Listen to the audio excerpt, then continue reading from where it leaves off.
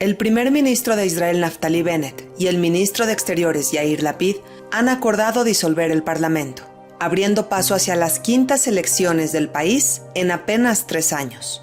La idea es que Yair Lapid tome el cargo, pero esto representa una nueva oportunidad para Benjamín Netanyahu. ¿Qué sucede en el Estado de Israel que una y otra vez se viven elecciones? ¿Será que el sistema no funciona? Estas y otras preguntas responde en entrevista para Enlace Judío, Ezra Shabot. Hola Ezra, ¿cómo estás? Me da mucho gusto saludarte. Muchas gracias, Nadia, y gracias Enlace Judío por esta entrevista. Ezra, pues con la noticia de que el gobierno en el Estado de Israel se cayó, simplemente colapsó, era de esperarse, un gobierno muy heterogéneo, encabezado por Naftali Bennett, pero la pregunta es ¿por qué? ¿Qué fue lo que sucedió que provocó este derrotamiento del gobierno? Mira, lo que le sucede a regímenes parlamentarios es que cuando no hay una disciplina de partido y los miembros del Parlamento actúan por su propia voluntad, es relativamente fácil que los gobiernos caigan. En este caso, Israel ha vivido desde los últimos 3 años, pues prácticamente lo que llamamos esta fragmentación del poder. Ningún partido con la fuerza suficiente como para tener o construir mayorías estables, y así hemos visto caer gobiernos encabezados por Netanyahu una y otra vez por el Likud, y ahora está pues este experimento de un frente amplio anti-Netanyahu, que ese, recordemos, pues era el punto central por lo cual se hizo este gobierno de pared a pared, o sea, desde los sectores de la derecha y derecha radical hasta los sectores de la izquierda, incluyendo, por supuesto, partidos árabes.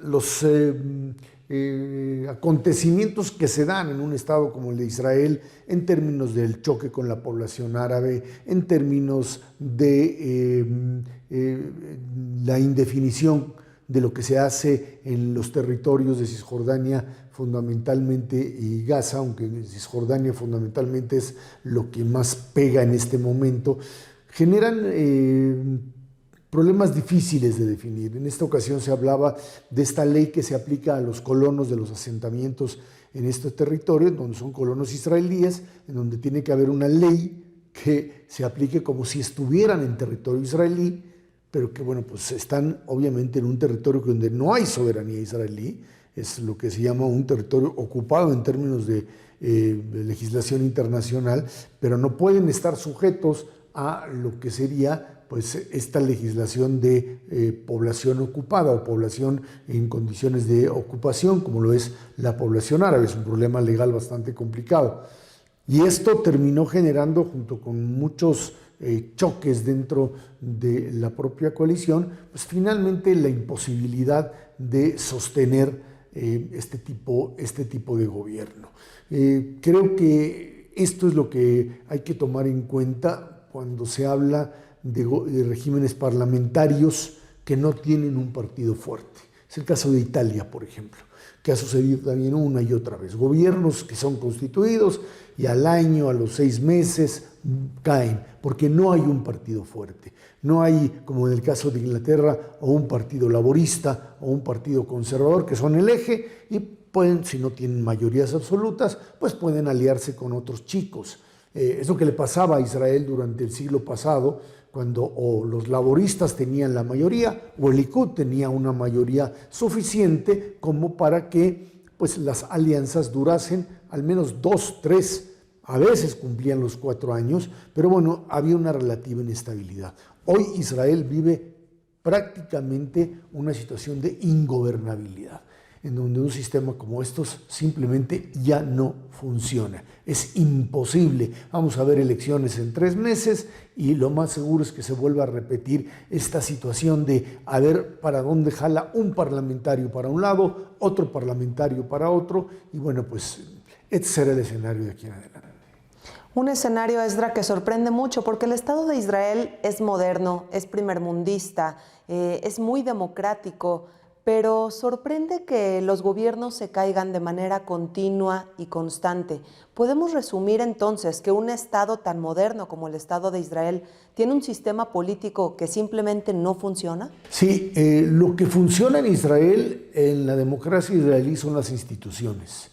O sea, son regímenes o países que construyeron instituciones que funcionan a pesar de los personajes políticos. Una Suprema Corte, los gobiernos de transición, los ministerios siguen funcionando, por supuesto no con la facilidad, no se legisla tan fácilmente, no se resuelven problemas, pero el país sigue avanzando.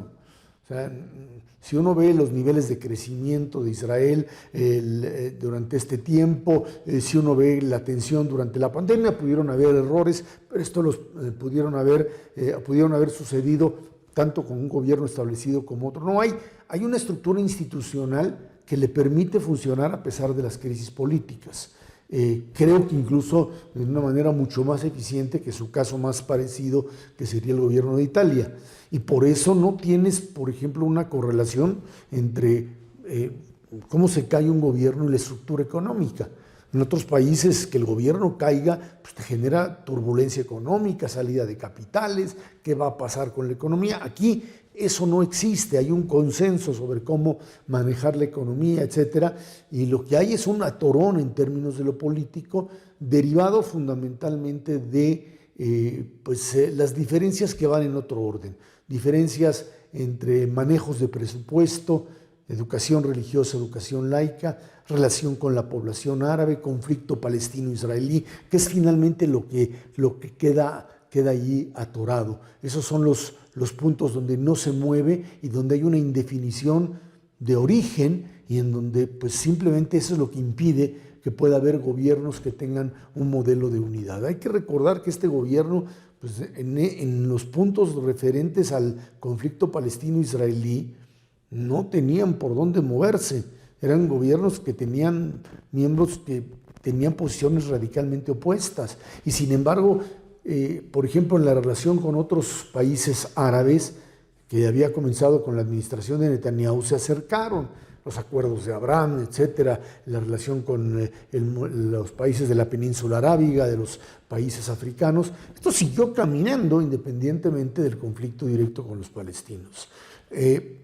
Hay formas de avanzar, sí, hay institucionalidad, sí, pero hay una indefinición interna que genera este choque interno, este choque permanente de un país que no tiene una definición de hacia dónde quiere seguir en esos temas. Relación con la población palestina y los territorios, relación entre el Estado laico y la religión fundamentalmente, y como en función de todo esto, una división presupuestal. A quién se le asigna dinero y a quién no se le asigna dinero. Esto es básicamente lo que no hay acuerdo.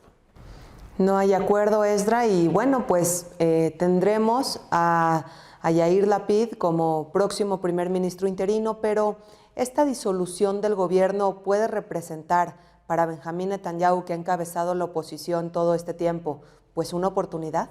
Sí, en la medida en que no se legisló que alguien que estuviese formalmente acusado, que un ministro, en este caso, o un candidato a miembro del Parlamento, como lo será, que estuviese una acusación ya establecida, formalmente planteada, no pudiese optar por el cargo de primer ministro, pues él puede volver otra vez a postularse. Tiene cargos sobre él muy serios, que se ha defendido con una enorme capacidad. Hay que recordar que parte de la crisis que se vive en Israel tiene que ver con un problema moral del liderazgo que se fue fragmentando. O sea, los líderes en Israel eran figuras que podían tener, como todo líder, pues sus debilidades, pero problemas graves, digamos, de corrupción, como el caso de Ehud Olmert, que terminó finalmente en la cárcel, como el caso del presidente Moshe Katsav, acusado de violación y que también terminó en la cárcel,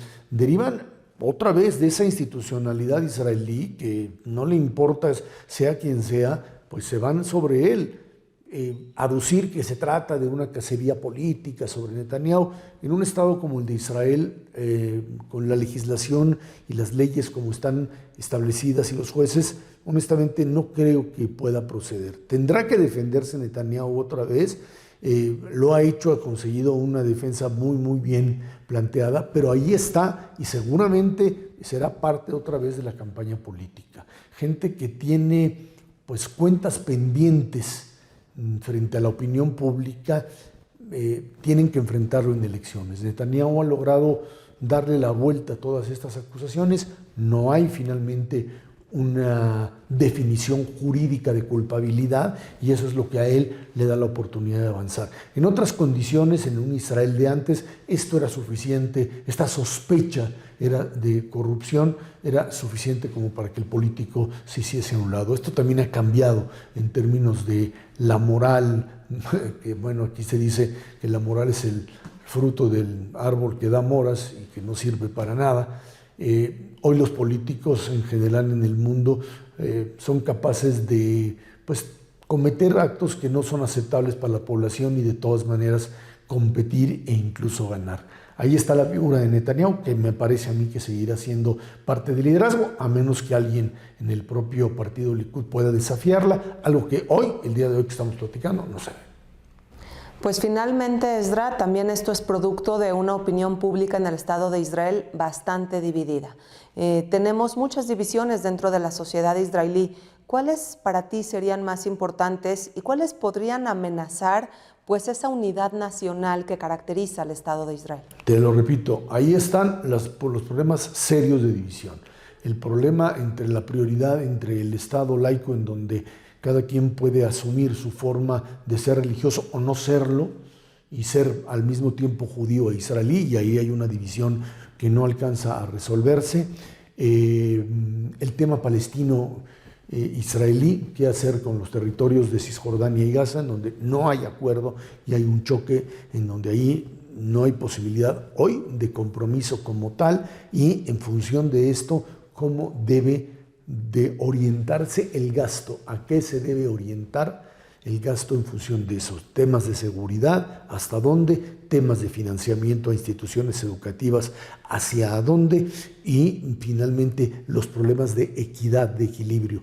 Dentro de esto, por supuesto, el papel de la mujer, que hoy tiene un peso importante en el mundo y que dentro de Israel tiene pues una problemática muy seria. La mujer en Israel siempre fue valorada, independientemente de las circunstancias, como alguien que debería recibir los derechos mismos que tiene el hombre. Y esto entra también en contradicción con ciertas definiciones del sector religioso que te dice que la mujer no puede estar o no puede ir al frente, por ejemplo, no puede ser parte del ejército a nivel de la primera fila, y otra serie de elementos que están allí y que chocan con la visión de una mujer integrada total y absolutamente a la sociedad israelí y la visión todavía pues tradicional de ese sector. Eso choca, y formas de pluralidad que pues no son aceptables para una parte. El tema de la homosexualidad, que en Israel, Tel Aviv, por ejemplo, es una de las ciudades en el mundo de mayor aceptación para la expresión del sector lésbico gay, y que todavía, por supuesto, para el sector tradicionalista resulta inaceptable. Son choques culturales que no alcanzan a definirse. Algunos tienen posibilidad de llegar a compromisos, otros me temo que todavía no, y es parte de la tensión que se vive dentro del país. Así es, cada vez la tensión se incrementa. Sé que no te gustan estas preguntas, Ezra, pero ¿tu pronóstico para el futuro? Yo me sé un poquito bien el pasado, el futuro no me lo he aprendido. No me gusta hacer esto, pero yo creo que hoy lo que tenemos para dentro de 3 meses es la repetición del mismo esquema. Otra vez un gobierno pequeño con algunas cosas, hasta que no se pueda definir un cambio de régimen como tal. Yo creo que en algún momento lo intentaron, pero de una manera muy absurda, de elegir directamente al primer ministro, pero al mismo tiempo habían elegido entonces a un parlamento que tenía la posibilidad de tirar al primer ministro. Pues no tiene sentido. Yo creo que en estas condiciones Israel tendría que avanzar más hacia un sistema que es menos representativo, pero es mucho más eficiente. No es un modelo dictatorial, por supuesto, pero sí un modelo presidencialista, en donde la gente elija a un primer mandatario, a un presidente como tal, elija a un Congreso, a un Parlamento de una o dos cámaras, o una si se le quiere plantear, pero que pueda cumplir con el mandato de 4 años, si quieren, y puede haber reelección, ese es un asunto interno, pero que en esos 4 años haya una coalición posible como para legislar, tener cambios, etcétera, pero que no se pueda tirar al gobierno. O sea, que pueda funcionar por los 4 años y lo obligue a negociar con la oposición para poder funcionar.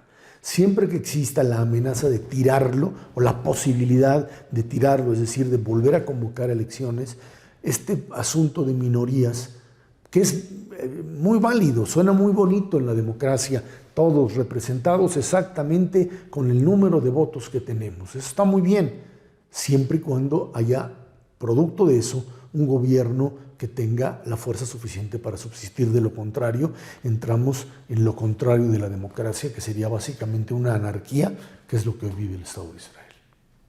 Pues gracias, Esdra. Afortunadamente te tenemos cerca para ir comprendiendo pues todo este caos que se vive en el Estado de Israel. Muchísimas gracias. Gracias a ustedes, gracias a ti, Nadia, y Enlace Judío por esta plática. Gracias, hasta la próxima.